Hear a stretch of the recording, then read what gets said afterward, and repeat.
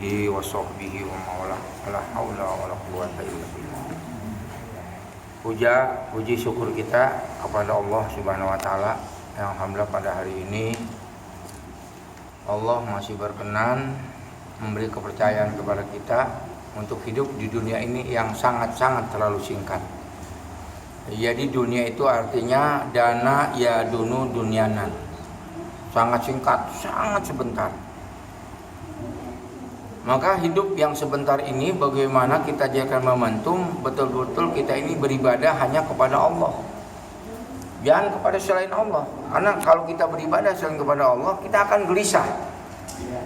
Kenapa gelisah? Karena hakikatnya kita ini sudah berjanji di hadapan Allah. Surat 7, 179 kalau salah. Alastu birabbikum qalu bala syahidna. Apa Tuhan kamu Allah ya?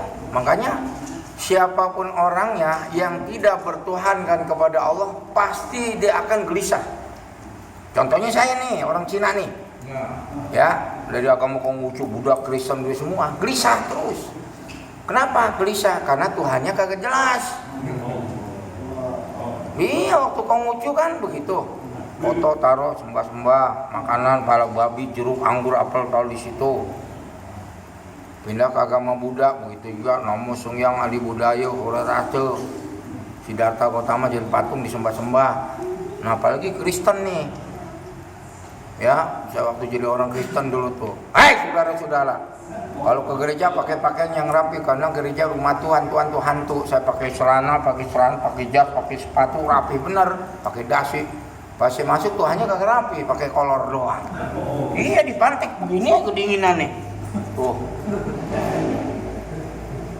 Ini saya mah karena saya pengalaman orang Kristen, karena di Matius ayat 6 itu waktu dipantek mengatakan begini, Eli lama sabaktami, Tuhan minta tolong. Bagaimana nolong lu? Dia minta tolong. Ya saya mau menghina agama lain, saya mah enggak, pengalaman saya. Makanya kalau di gereja bang nggak ada kipas angin bang. Kalau dikepasin kesembat, ini Quran kok Tuhan bisa porno begini kan begitu. Makanya setelah masuk Islam saya baru tenang. Benar pak. Sebelum Islam saya gelisah terus. Saya mah orang belum punya air king sudah punya apa semua. Mobil mewah-mewah, rumah besar, toko besar, tapi gelisah terus, nggak ada ketenangan. Tuh, makanya ketenangan itu tidak bisa Pak dijamin dengan materi, pangkat, jabatan, dan nggak bisa. Contoh di Jerman ada namanya Abdul Mitchell, dia punya harta 100 triliun Pak. Punya karyawannya itu 1.500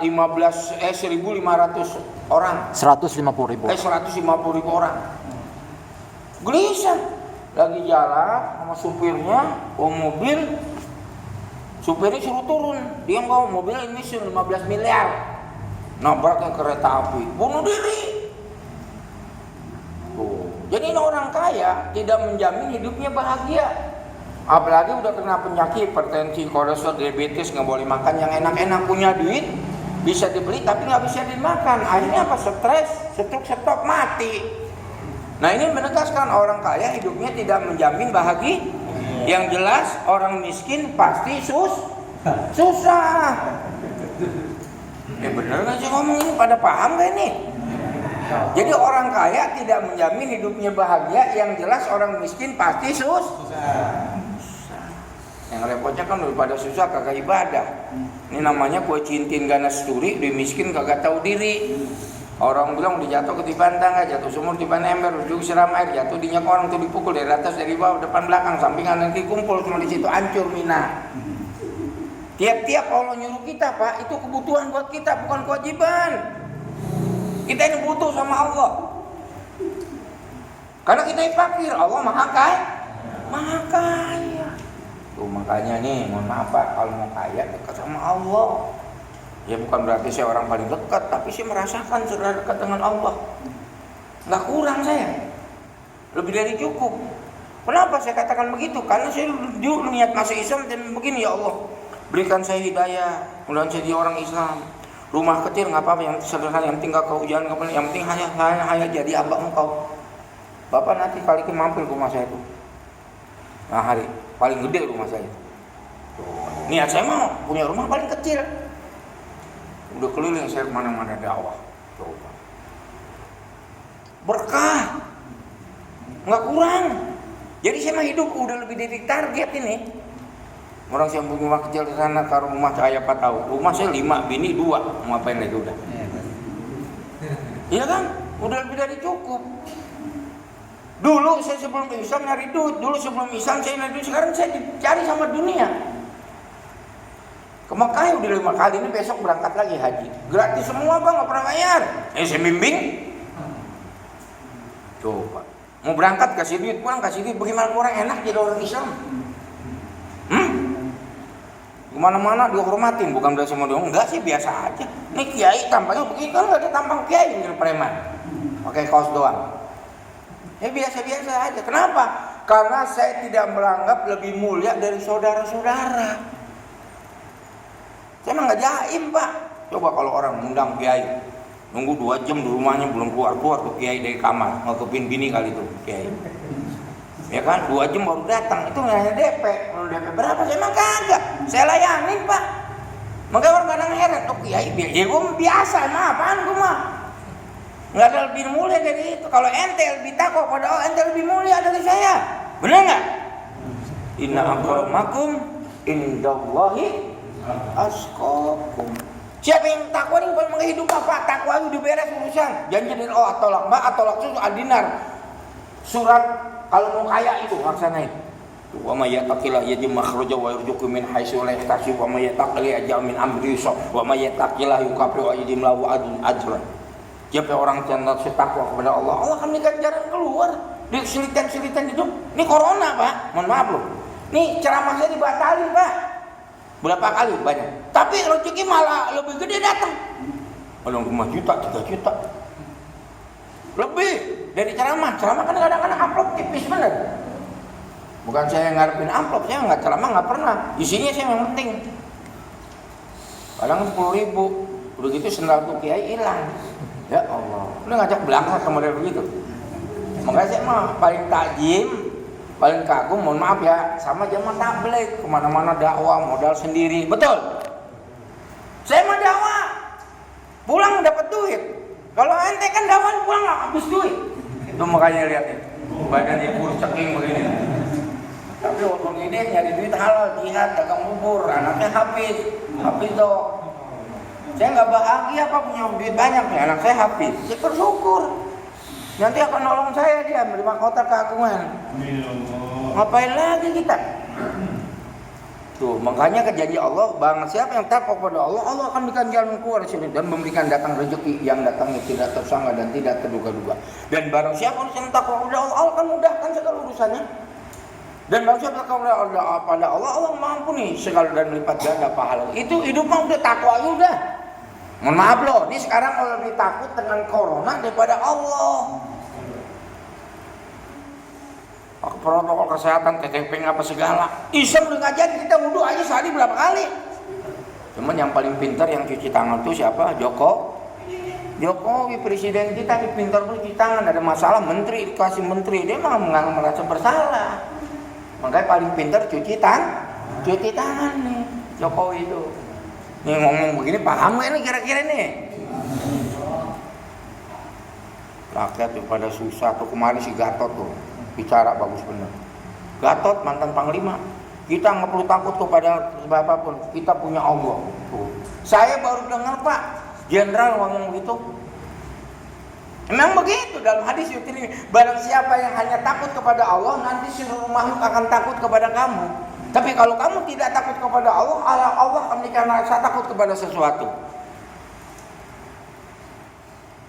Iya, saya mohon maaf nih. Karena saya datang orang paling kaya, udah nggak cari mobil kayak Sompokno, belakang dia baru miliar, beli mobil 5 miliar. Bu Haji, profesor gimana? Lagi di kamar sakit kepala. Saya pulang telah meninggal dunia, Profesor Dr. Agustin. Mati, Mak. Oke. Duitnya kagak berseri mati. Pak Harto gimana sih tuh? Dikasih macem-macem mati. Kadang-kadang manusia nggak sadar.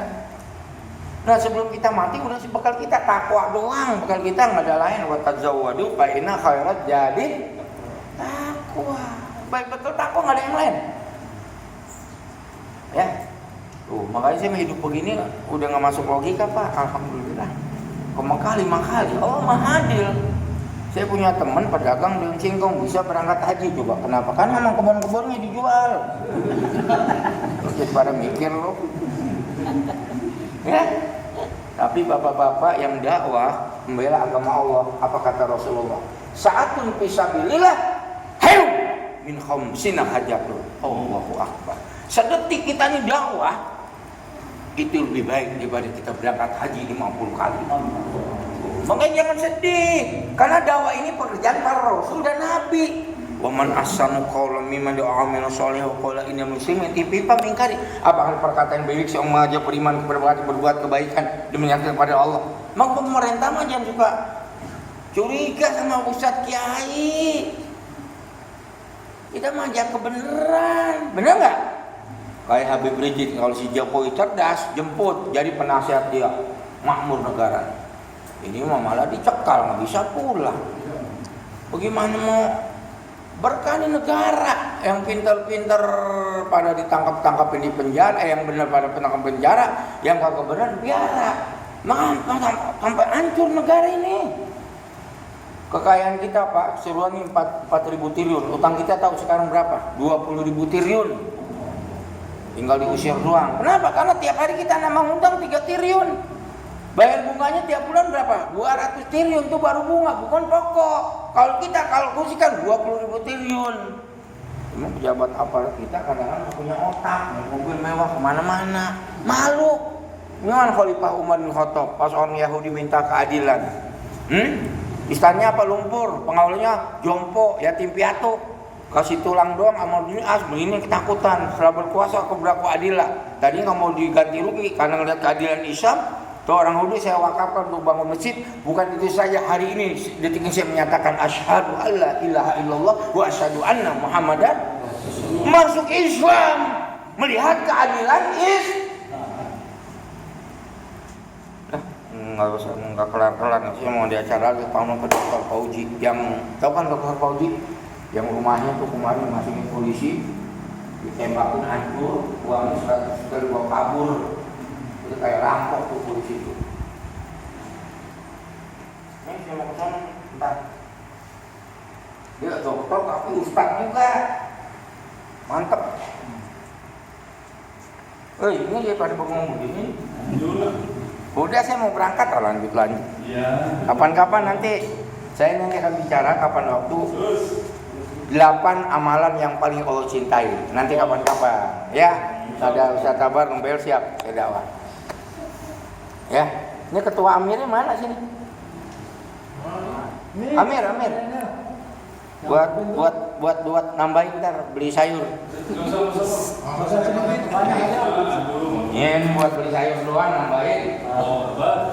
Jadi dakwah tuh sebenarnya begitu Pak. Bukan kita nyari duit, kalau bisa ngasih. Itu baru dakwah. Ini mau dikasih mulu. Ya. Dan nanti kapan saya bahas. Terima kasih. Terakhir kita kompak. Takbir! Allah